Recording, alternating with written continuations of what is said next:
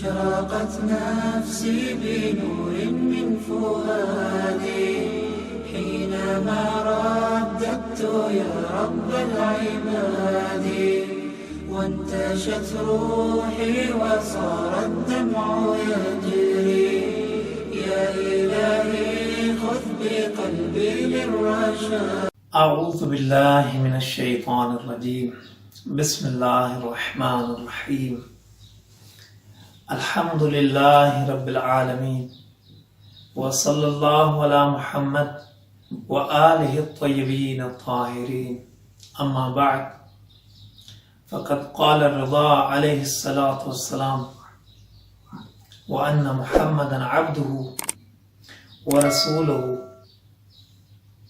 وصفیہ وامینہ وصفتہ. امام رضا علیہ السلام کی اس مبارک حدیث کے ذیل میں عقائد اسلامیہ کے سلسلے میں گفتگو جاری تھی. بات نبوت تک پہنچی تھی. عرض کیا تھا کہ نبوت کے بارے میں ہم یہ تو مانتے ہیں کہ نبی برحق ہیں، ہم یہ بھی کہتے ہیں کہ پہلے والے انبیاء بھی برحق تھے، لیکن بعض اوقات چونکہ ہم نبی کی صفات کو نہیں مانتے ہیں، اوصاف نبی کے بارے میں ہماری معلومات ادھوری ہوتی ہیں. حتیٰ جو صفات ہم مان رہے ہوتے ہیں ان صفات کے بارے میں بھی ہمارے پاس کانسیپٹس جو ہیں وہ مکمل نہیں ہوتے، تو ہمارا عقیدہ ادھورا رہ جاتا ہے. اور خاص طور پر سب سے ضروری جو نقطہ ہوتا ہے جس پر ہمیں توجہ کی ضرورت ہوتی ہے تمام عقائد میں، ہر عقیدے کا ایک اعتقادی پہلو ہوتا ہے، یعنی اس کو ماننا، اس کی تصدیق کرنا، دل میں اس کو جگہ دینا. لیکن جیسا کہ بارہا اشارہ کیا گیا اہل بیت کے فرامین کی روشنی میں، ہر عقیدے کا ایک دوسرا پہلو ہے جسے ہم اس عقیدے کے تقاضے کے نام سے یاد کرتے ہیں.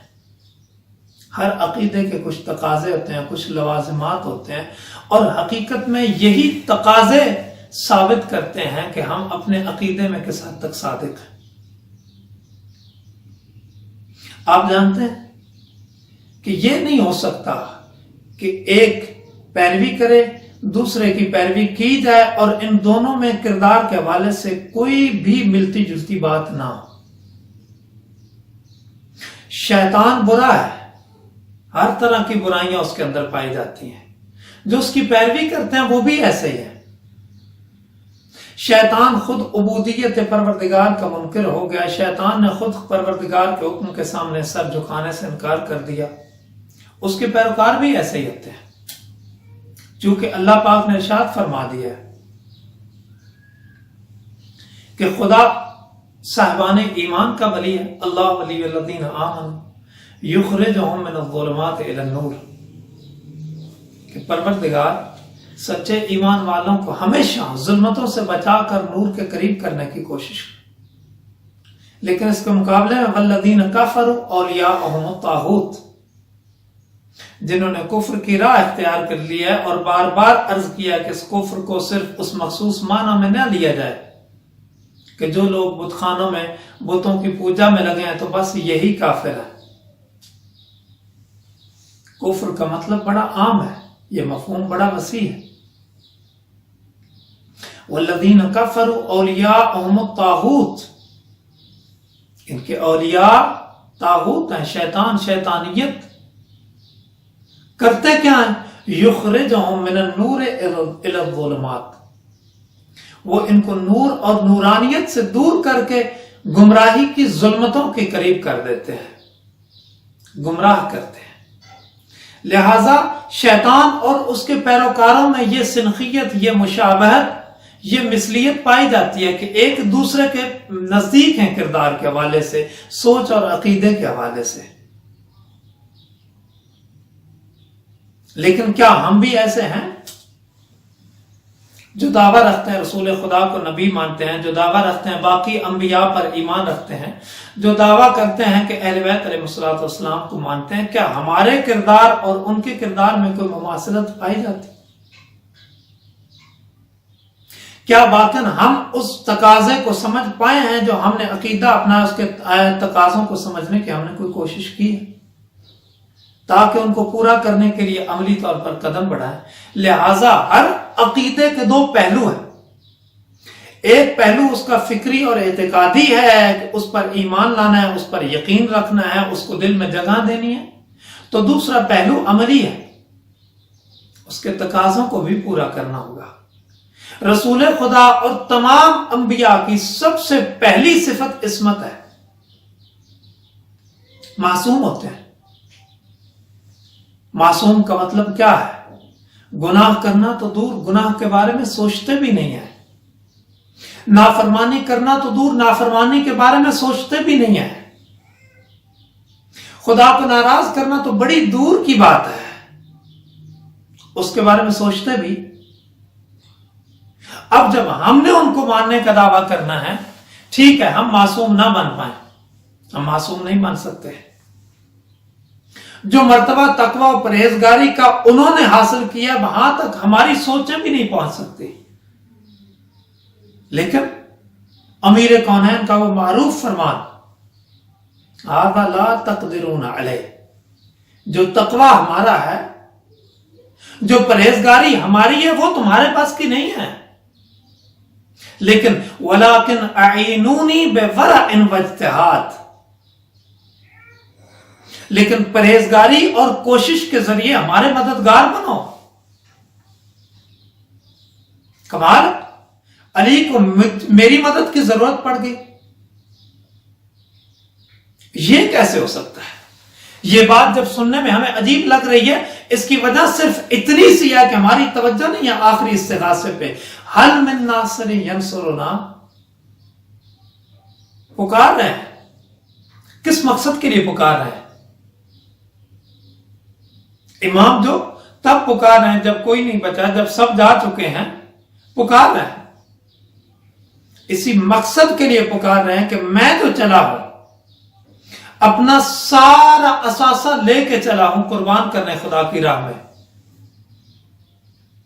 بلا مقصد تو قربان نہیں کر رہا نا، علی اکبر جیسا قیمتی اثاثہ ایسے ہی قربان کر دوں گا، اونا محمد جیسی قیمتی جانیں ایسے ہی جانے دوں گا بنا کسی مقصد کے۔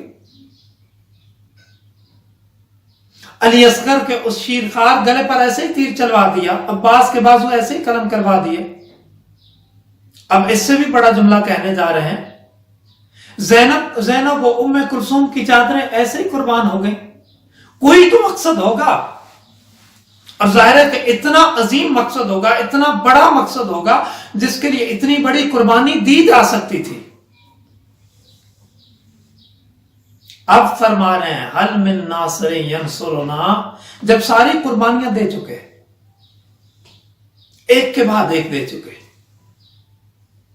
ہمیں لگتا ہے قربانیوں کا سلسلہ شروع ہوا ہے کربلا سے، نہیں، قربانیوں کا سلسلہ بہت پہلے، اصلا رسول خدا سے پہلے حضرت آدم سے شروع ہو چکا قربانیوں کا سلسلہ،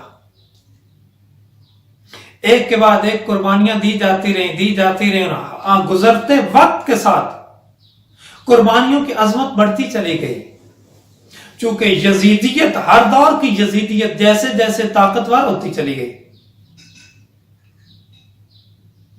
قربانیوں کا تقاضا بلندتر ہوتا گیا، اور بڑی قربانی ضرورت پڑی، اور بڑی قربانی ضرورت پڑی۔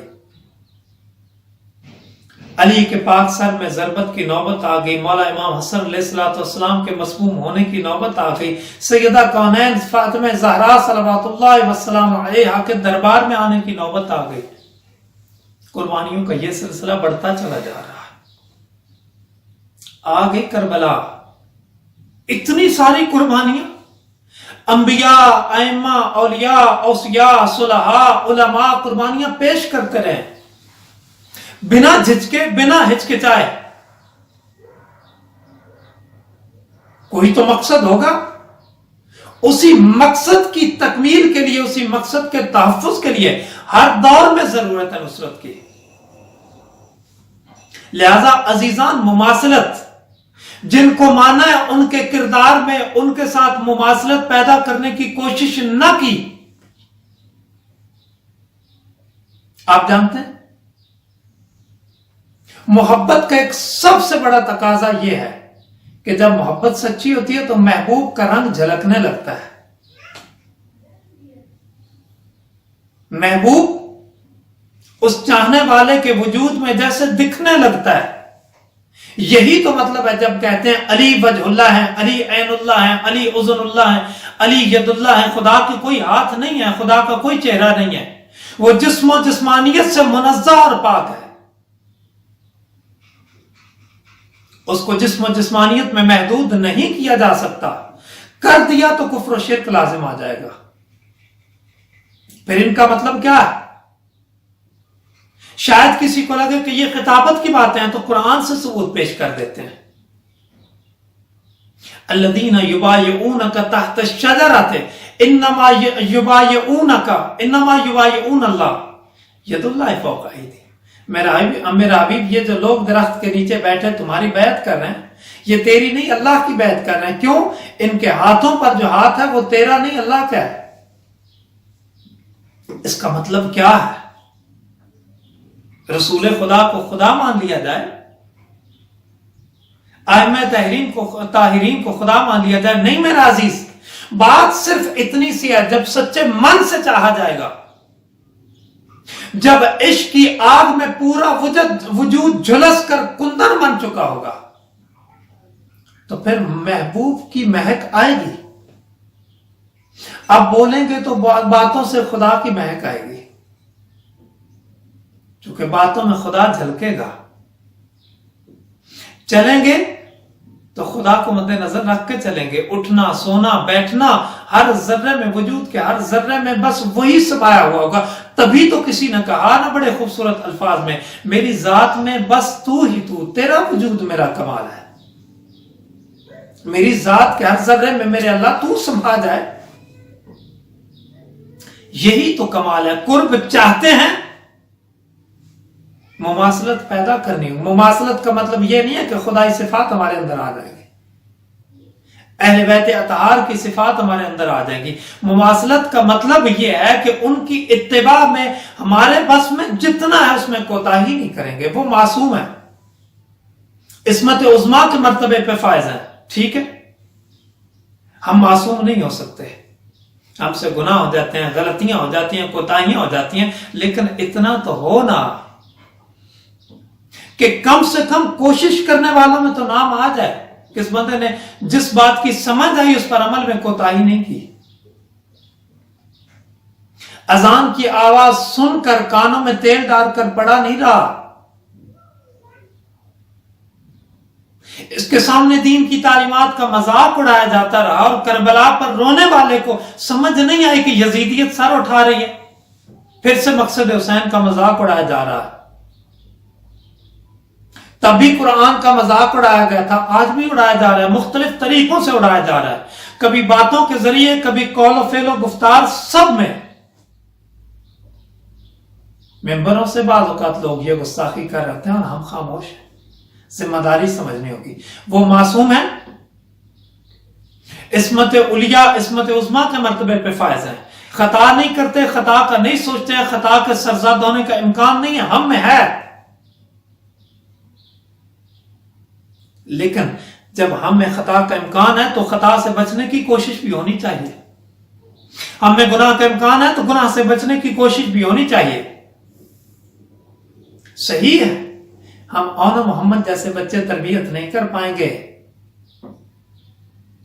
لیکن ایسا بھی تو نہ ہو کہ ہم اپنے بچوں کی تربیت سے بالکل ہی غافل ہو جائیں. صحیح ہے, ہمارے یہ بچے شاید قاسم نہ بن پائیں, دامن عصمت میں پرورش پائی ہے اس نے, لیکن یہ تو کوشش کر سکتے ہیں نا کہ ایک ایسا ماحول تربیت کیسے فراہم کیا جائے کہ قیامت کے دن شرمندہ نہ ہو جائیں اہل بیت ہم کو دیکھ کر.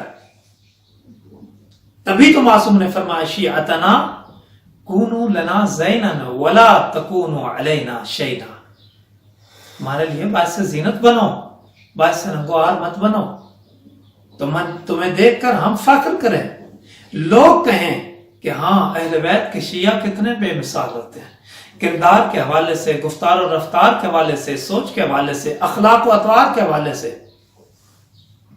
اجتماع میں لوگوں کے ساتھ برتاؤ کے حوالے سے، اپنے گھر کے اندر اپنی فیملی کے افراد کے ساتھ برتاؤ کے حوالے سے، ہر حوالے سے کتنے بے مثال ہیں یہ لوگ. لہذا فرمایا کونوا دعاۃ الناس بغیر السنتکم، لوگوں کو زبان سے زیادہ کردار کے ذریعے دین کی تبلیغ کرو، دعوت دو. ہمیں کبھی لگا کہ ہم کردار کے ذریعے تبلیغ کر رہے ہیں، دعوت دے رہے ہیں؟ ضرورت اسی بات کی ہے عزیزان، ہم ان صفات اور اوصاف کو سمجھیں. جیسے پہلی صفت کے طور پر عصمت کا ذکر کیا گیا آج، وہ تو پروردگار کے منتخب تھے، رسول پروردگار تھے، صفی ہو، امین پروردگار تھے. کیا ہم بھی امین ہیں؟ ہمیں جو یہ کتاب دی گئی ہے کہیں ہم سے تو خیانت نہیں ہوگی؟ انشاءاللہ اس امانت داری پر تھوڑی سی گفتگو اگلے سیشن میں کرنے کی کوشش کی جائے گی. وما علینا الا البلاغ المبین. شرقت نفسي بنور من فؤادي حينما رددت يا رب العباد وانتشت روحي وصار الدمع يجري حينما رددت يا رب العباد وانتشت روحي وصار الدمع يجري يا إلهي خذ بقلبي للرجاء